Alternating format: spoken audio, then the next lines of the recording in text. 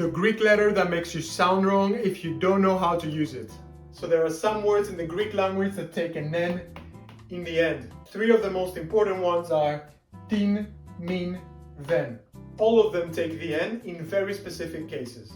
The first case when we put an N in these words is whenever the next word starts with a vowel.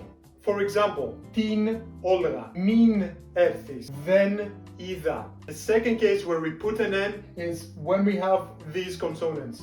K, p, t, ps, and x. An easy way to remember that is the phrase κάποτε ψάξε.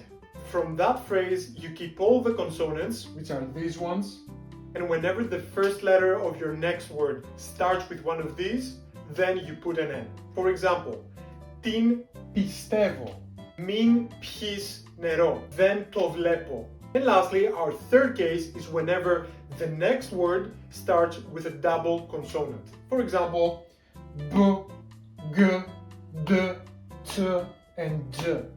Tin dada, tin tsada, tin gana. If you want to know more Greek, join my free Greek learning community by clicking the link in my bio. I'll see you inside.